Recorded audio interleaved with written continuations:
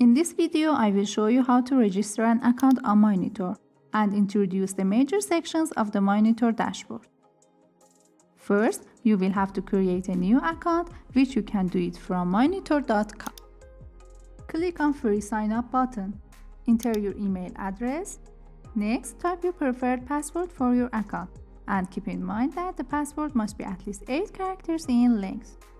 Select your time zone, and if you have a referral code, type it in the last input.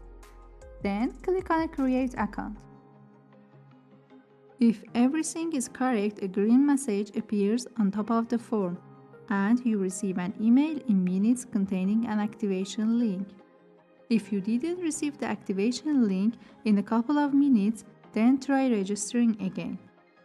Open your email and click on the Activate Account button. Now you can log into your account. I will show you what else you can find on the dashboard. You will receive a free 30-day trial for your account after signing up in Mineitor.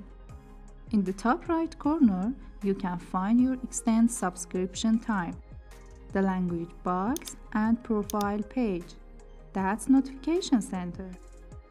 By clicking on your email, a menu will open with the links to the user-related settings, which I will introduce in the following videos.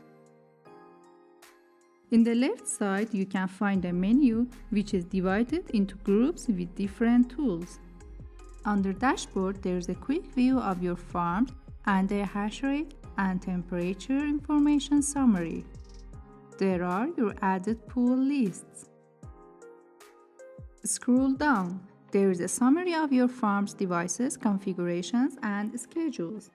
There is a live price chart of cryptocurrencies. So this was a quick overview of the major sections of Mineitor dashboard. If you had any question or problem, feel free to create a ticket from your dashboard or talk to us using website live chat service.